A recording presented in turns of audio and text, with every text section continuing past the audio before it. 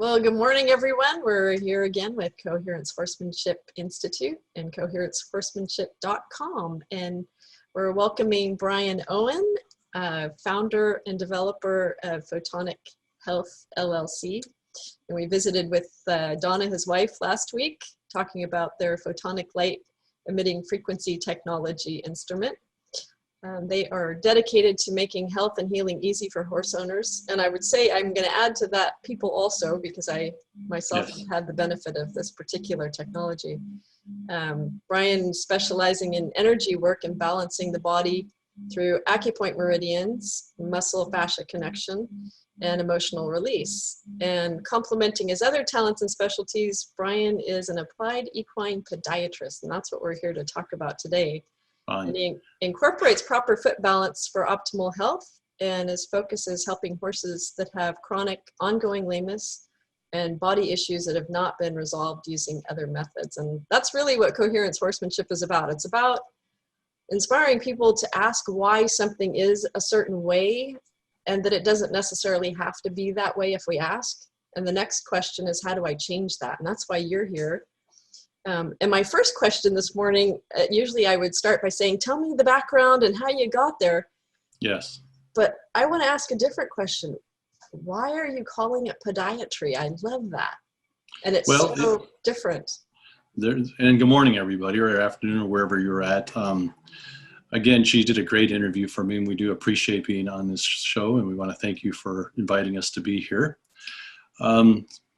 The thing that happened is that when we first got into doing light therapy, we were doing a lot of traveling, doing a lot of trade shows, especially at like natural horsemanship trade shows, because that was our passion, was horses and helping them, because that's how we basically got into our business. And I know Donna talked all about that, so I'm not going to go into that whole story.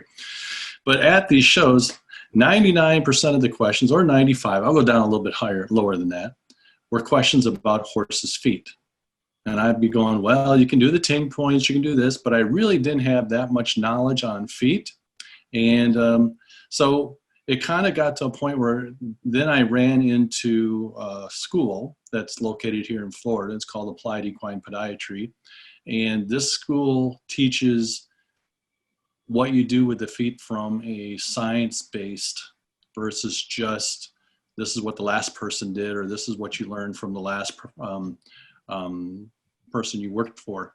So I got very intrigued with that, because I had actually followed 2 or 3 different methods of trimming feet, and was just appalled about how something is, I thought, as simple as a horse's foot, you can tell already I have a passion now for this, is that everybody had their own opinion of how it was supposed to be done.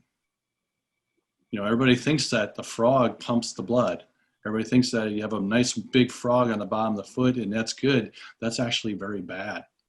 And people don't realize that, because that's what they've been told. They've been told this is what it's supposed to look like. So you're going to tell us why, right? Yes, I'm going to tell you. So when I met this company, or interviewed with them, his name is Casey LaPierre. He's my mentor. He had a school and a program, and he had been a farrier for a blacksmith for over 20 years and ran into the same problem. He just got tired of everybody saying this is the way it's supposed to be. So he did a lot of the research and got a doctorate degree in doing this to find out how the caudal foot functions, where the toe should be, where the coffin bone should be, where everything should be, and what it should look like if it's actually correct. Because believe it or not, what's in the veterinarian books is not correct. Is bad feet. So what do they look at? They look at a bad foot and they think that's what's good. So, but the veterinarian school is coming around a lot with the better x-rays now, with digital x-rays, and I work a lot as a consultant with a lot of veterinarians now to consult what's actually going on when we have laminitis or founder or even navicular. And I'll just throw a quick little thing out to you guys. You know that when a horse is called navicular, it's 99% of the time it's navicular syndrome, which means they have the pain of navicular. They actually don't have navicular themselves. So that's a huge thing to know. It's a huge thing to know. The same thing, people will say that your horse is foundering, when in reality all it is it's laminetic, because even when you do an x-ray, it can look like the hoof wall, like the coffin bone is rotating in the hoof wall, but in reality, it's the hoof wall rotating away from the coffin bone. So the coffin bone's in the right spot. It's just the hoof wall's in the wrong spot. It changed. Okay. And so they'll say you have a 20-degree rotation, but they're not telling you what part's rotating. So if the coffin bone's correct, that's an easy fix. Because in order for a coffin bone to actually rotate, you have to lose the ligaments that are holding the back of the process of the coffin bone, and the front ligaments have to release in order for everything to move up and down. So you'll see the back the hoof wall come up, and you'll see it sink in the front. Then you know you actually have something going on. So I would like to interject something on that note. Isn't it interesting that it would seem to me in my mind as you're talking, Bryan, that the coffin bone and the structure, the hard structure of the horse would be a lot harder to alter than the soft tissue. Absolutely. And even though the foot and the foot capsule is seemingly hard, it's also pliable, more pliable, I would imagine. So that, I mean, if we think about what you're saying, it absolutely makes sense. Versus, and there's so many things out there that are the very same as what you're talking about, is that we've been told by a specialist or somebody that is a vet. I have nothing against vets because they have amazing knowledge, but they don't have specific knowledge about certain things. So the having a podiatrist come and be a part of something is really important to offer us new information that maybe people didn't consider before. And I think that that's a huge thing. That's really the biggest reason for my website, is to get people to get to somebody like you that says, hey, wait a minute, let's look at what's really going on. And then, wow, it's a completely different picture. And the process to change that is completely different too, I would imagine. So the thing I liked about the podiatry and why I like this becoming part of becoming a podiatrist, I'm actually in the advanced podiatry level right now, so I just couldn't stop learning, so I kept moving going on, is that a podiatrist will come in and evaluate your foot and evaluate its structure and be able to tell you which structures are weak, which ones are good, and then tell you, can you go barefoot, or can you go in that shoe, or what for the discipline that you're working with. So for example, I had one lady call me in actually for red light therapy, and then she says, while you're here, I understand you're a podiatrist, can you look at my horse's feet, because my farrier just put what's called flip-flops on a foot. And flip-flops is a hard shoe in the front, and then it's actually a soft shoe in the back that actually looks so. And what they think is that they use this to help develop the back of the foot, because you get stimulus to help develop cartilage, and that's the only way you can grow cartilage is through stimulus, not through blood flow. But to find out that this horse was navicular, actually had some navicular, well, in the case of navicular, you have to have stability. You can't have movement. So this horse was even sorer.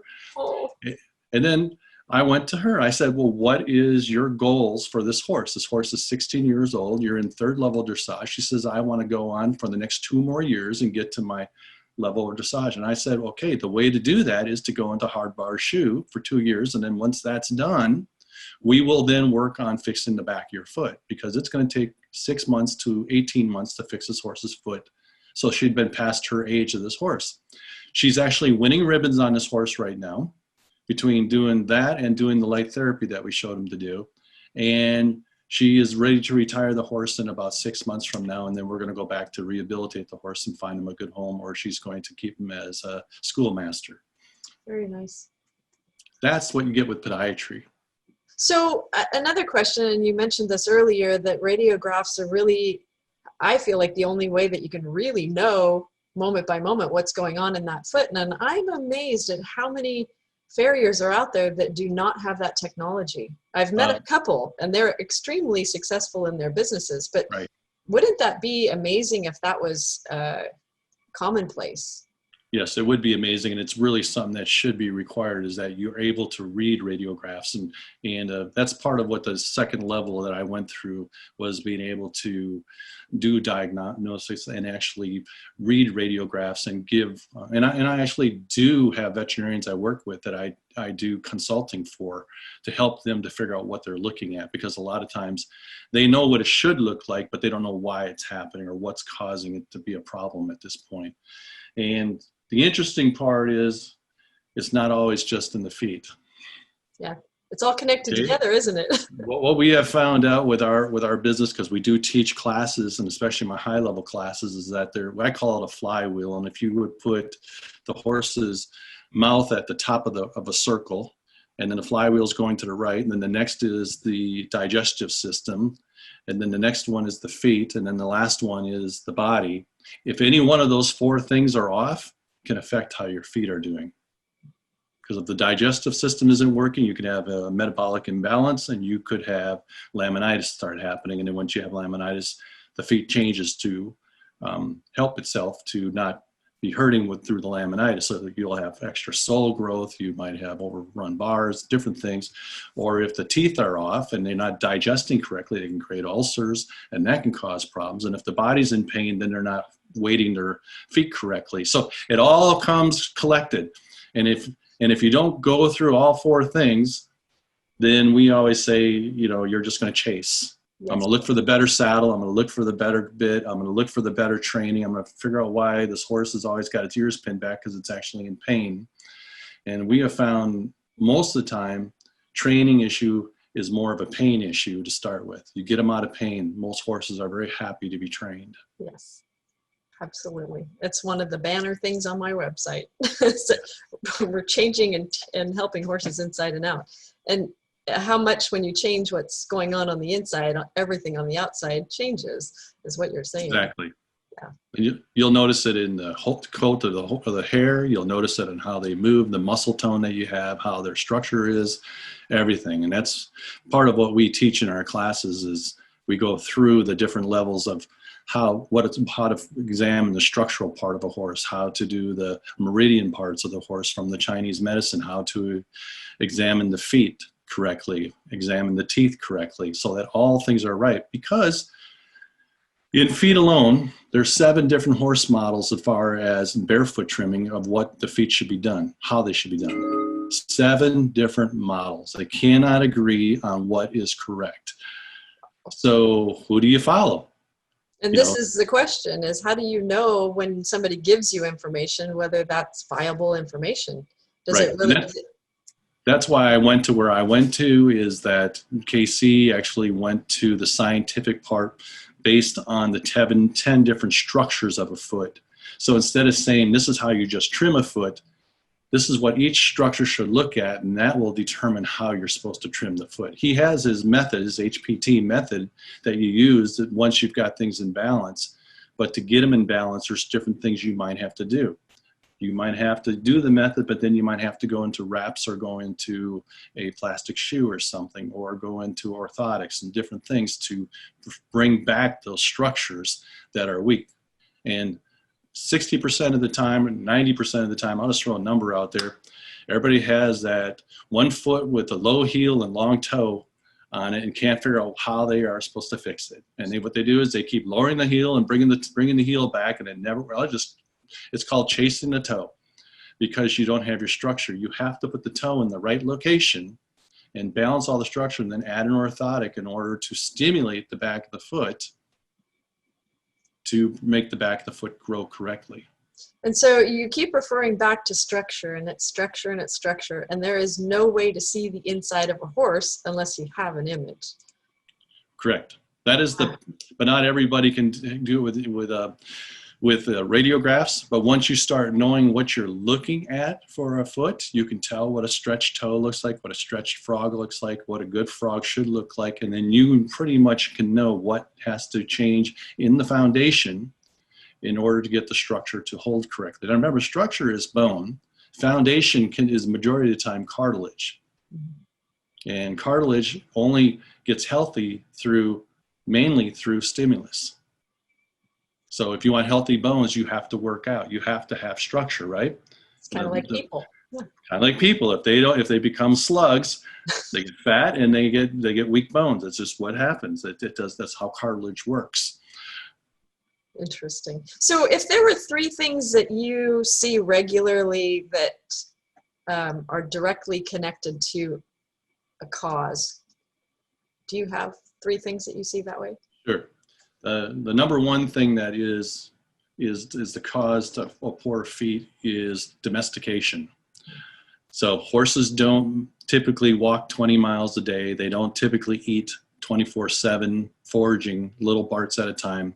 What do? We lock them in a stall for 8 hours. We throw them 2 flakes of hay once every, and they're into stress. So then their stomach is having problems. They're in stress mode. They aren't moving. And then the second one is, and I call this as a disease, I call it farriertitis. And it's farriers out there trimming horses' feet as if they were going to put shoes on them. And that there's just nothing wrong with it. It's how they've been taught. And then the third thing is, well, I actually have 4, so I'm going to give you 4. Okay. The fourth one is us. We tend to overdo what a horse needs. The basic simplicity of what they need, that they need forage and they need minerals to be correct. They don't need 10 billion things given to them. It's kind of like the doctor that prescribes 12 different prescriptions because you're doing one thing to counteract the other thing. Yes. We bring horses in to fix them. First thing we do is we take them all off everything they're on and put them on a bland diet and let them come back to being horses in 2 to 3 months and then see where they're at, because it takes that long for their body to come back. We just took one in now that came in with heaves and is an anhydrosis. And we've taken them off of almost everything it's on. And right now we've only had 1 episode of the heaves. We're working on the anhydrosis, but it came to us coughing constantly, had fluid in the lungs, everything else. And we just took them off and it's healing itself. Yes. It's amazing how that works in our bodies. Yeah, so we kill them with kindness. And then the fourth thing, and I have the utmost respect for the professionals out there, is that we get too many opinions from all the professionals out there. We have one that comes from the farrier, we have one that comes from the vet, and then we have one come from the body worker, from the chiropractic, and then all of a sudden we're throwing all this stuff at the horse. And I just had one the other night that we went out to, and the chiropractor just left, and the horse was in so much pain afterwards it could hardly walk. So we just did our body balance protocol to release the pain in the horse, and it just tremendously, a 90% change in how its movement was just because we got rid of the pain. That doesn't make sense, does it? But she had done the farrier and the chiropractor in the same day. Oh, wow. It was too much for the horse. System overload. System overload. Yeah, more is better. I was just writing about this morning. It's why do we think that? No. Oh goodness. So you said something farriertitis. Farriertitis.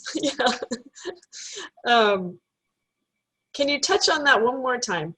Your perspective on that. Many of the farriers, especially like in my area, are start out as platers in the horseshoe area. So they're just taught one method to trim a foot, and no matter what's going on with that foot, they continue to trim that foot that way. So what ends up happening, whatever is propagating from the issue, it just gets worse and worse and worse. So a long toe keeps getting longer and lower, and the heel gets lower and lower until finally now you get laminitis issue, and then that could possibly turn into founder or navicular. So that is actually causing the issues of what's going on with the foot, is the farrier itself. So when a farrier doesn't know where the toe needs to be, where the height of the heels need to be, what the frog should look like, and what the shape of the foot should be between the front and the back. I don't know how many horses I go to, and I look at them, and they have front feet on the back feet and back feet on the front feet. So, yeah. And I totally get it, because I've seen the very same thing. And the reason that I ask you to reiterate that, 2 things. One is, I see that in the industry, the difficulty that people have is they don't have enough knowledge within themselves. Correct. To be able to know with that the service that they're getting is actually a good service, that they just trust, because somebody said, oh, my friend used this person, so you call them. Okay, but that's not really figuring out whether that service is adequate or not even adequate, whether it will actually work, and whether that person knows what they're doing and what the basis of their information is. And like you're saying, what are they studying? What are they promoting? And how did they learn that? That we really don't ask. And that seems to be the tendency in this particular industry is that people just trust whoever it is, and they never ask anything about all the things that you're talking about. And so it's easy to say, well, there are a lot of farriers out there that are doing this. And I think in the industry, everything that needs to change. And you're doing that. You're doing that one horse at a time. You're doing it by what you and Donna are doing together at Photonic Light Therapy. Correct. The other thing I would say, though, is that people have to take responsibility to know a little bit more than nothing. Right. You know, a lot more than nothing. We always say the number one thing you have to do, you have to take responsibility for your animals, and you have to take responsibility for your own health, because no one else is going to do so. And what somebody else is vested in it as who you are. And what you're saying is so true, because I just assumed when I started learning these things that everybody knew what each structure of a foot should look like. They should look at a foot and say, that looks right. And I don't know how many people tell me that, I just don't think it looks right, but they're the professional. So, and I said, well, why do you keep this person? They said, because he shows up on time. Oh. Right? Wow. You got to take a little more responsibility for that. So what we do, we have offered is we have like what's called mini clinics. And I have one mini clinic just on what a good foot should look like and how it should, what is the proper angles, what when you're looking at them, so that you have an idea of what a good frog looks like, what good bars look like, what a sole should look like, what the shape of the foot should look like.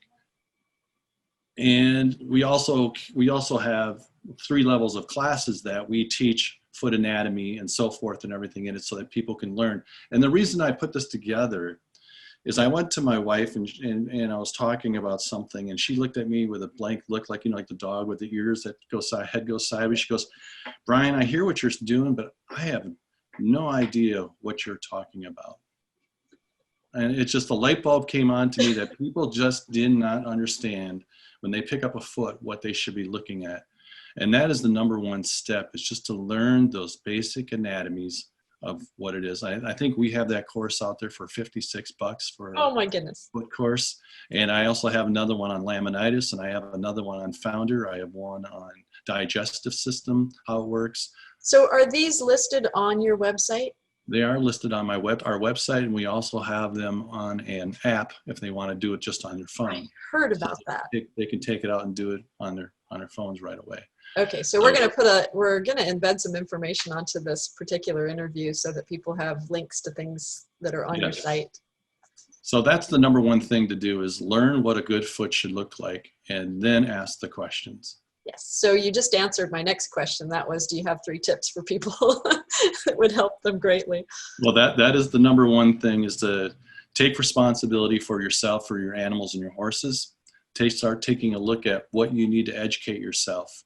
Don't just rely on your professionals. I know most of these people are busy. We have a wealth of knowledge that can help them from everywhere from doing body work system that you only have to do 3 times a week for 20 minutes. That'll take most of the pain and all the issues of the body out, because that takes that one step out of that flywheel going around that, oh, now that's gone.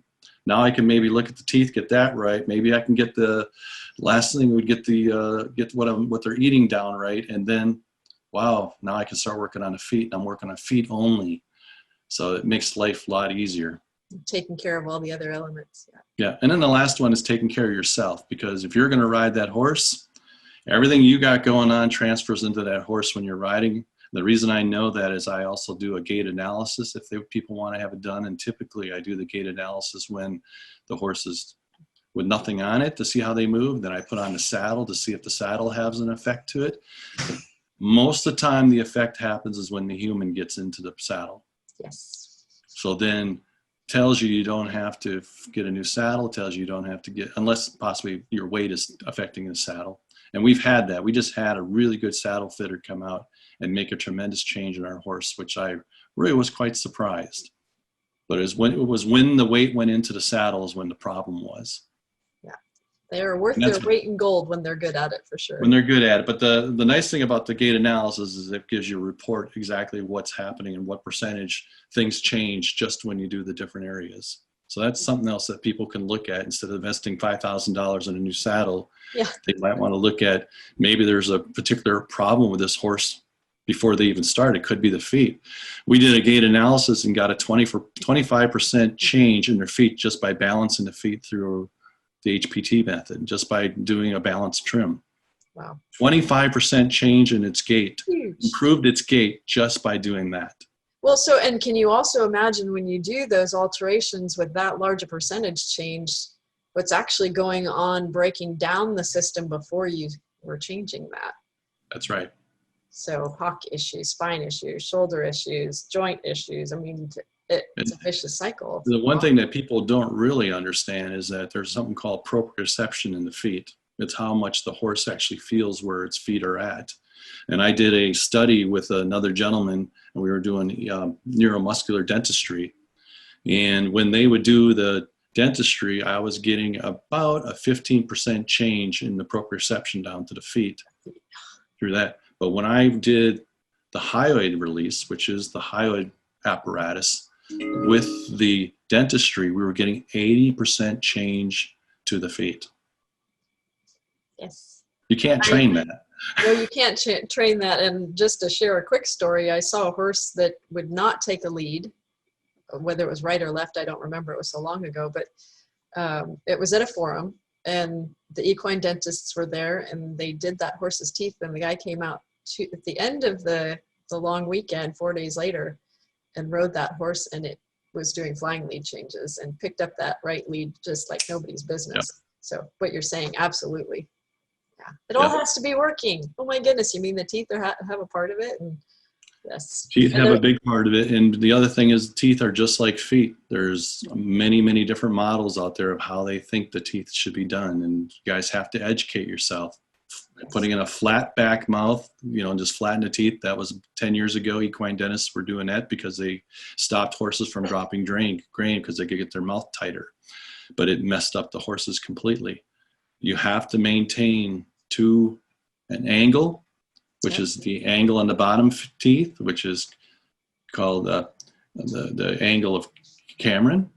And then there's also the curve of Spee, which is a curve from front to back so that the horse's mouth is in the right place. And we have found 4 to 6 millimeters of change in how they hold their mouth just by putting their hyoid back in. So now think about an equine dentist coming out and you have them put the hyoid back in, and then they balance that mouth to a hyoid that's out of place. Ah, yeah. I don't have to say much more. No. Absolutely not. Well, thank you for taking the time today. It was fascinating chatting with you. And I really am excited about people finding your information and learning more about this. And I hope that we talk again soon. We will. And thank you for having me. Yeah. You have a great day, Bryan. You too. Bye-bye.